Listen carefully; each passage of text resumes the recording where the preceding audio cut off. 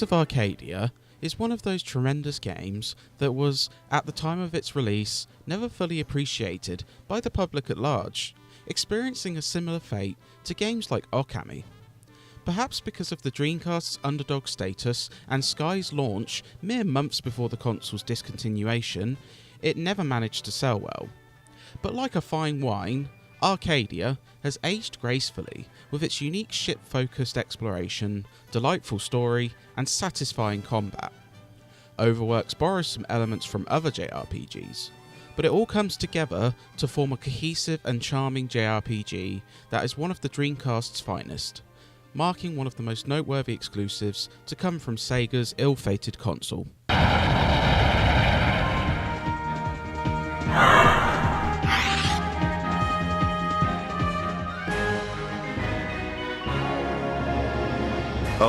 All in a day's work.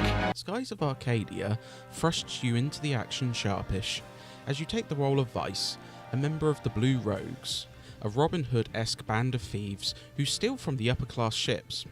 They usurp the Valuan Empire, a tyrannical regime that looks to overthrow the world through force. The story evolves into a world-threatening mystery revolving around a mysterious girl who looks to find the moon crystals.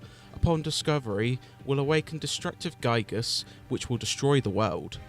What follows is a riveting, engaging tale characterised by memorable personalities.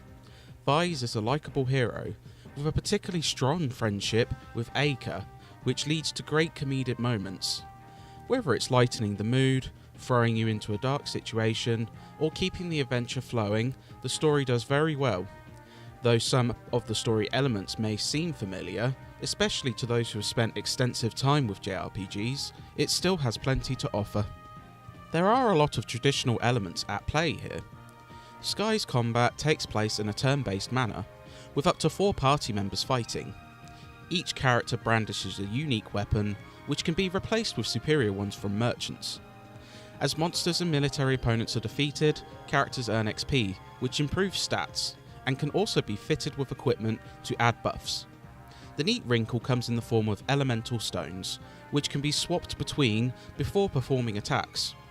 Turning combat into a rock-paper-scissors affair, using the right elemental stone against an opposing element can improve your damage. But using these stones also allows you to learn more magic attacks, adding a solid layer of depth to combat. The only gripe lies with the fairly frequent encounter rate, but combat is still refined and fun.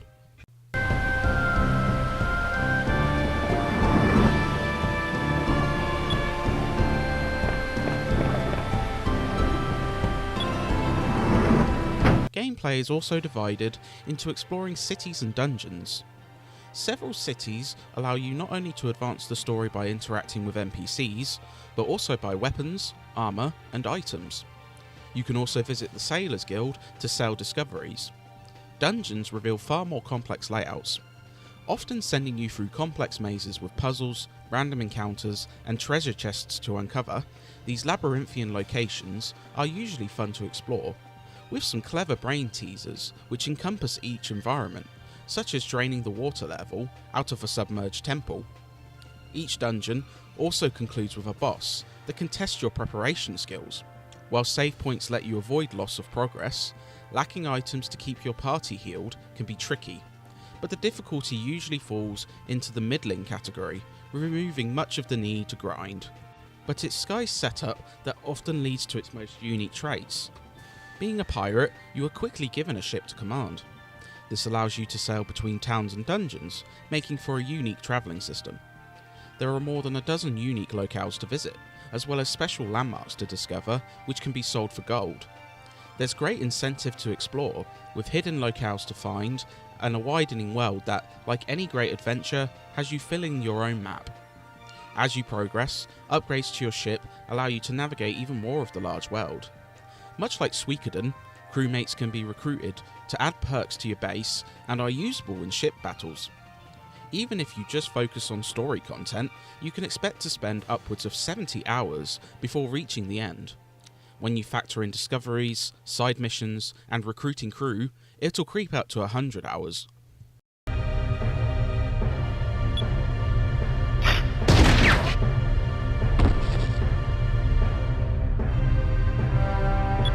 Easily the best moments of Skies of Arcadia stem from its majestic ship battles. While the foundations are still rooted in turn-based combat, naval fights just take it to the next level. Whether fighting opposing ships, the jaw-dropping Gygus, or other larger monsters, they are the defining part of the game. Ships can be customised with unique cannons, armour, and other equipment.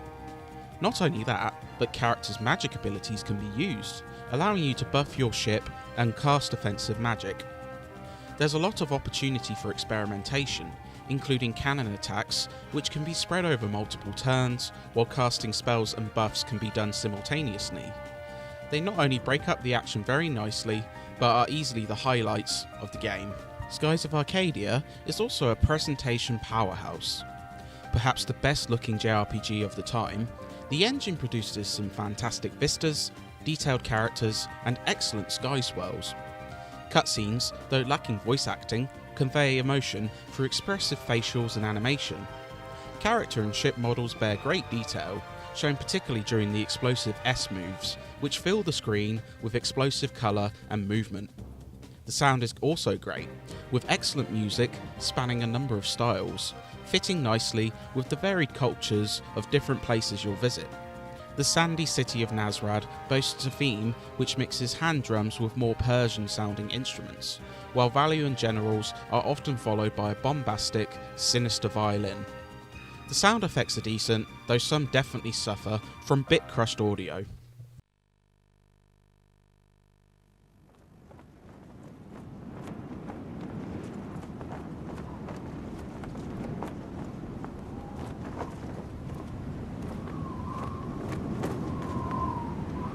Skies of Arcadia is not only one of the Dreamcast's best games, but an essential purchase for JRPG aficionados. Though some elements will be familiar to those who have played the likes of Grandia and Suikoden, the unique setting helps establish Overworks JRPG as its own beast. Thrilling ship combat, an engaging story, and an expansive world ensure its place amongst the upper tier of the genre.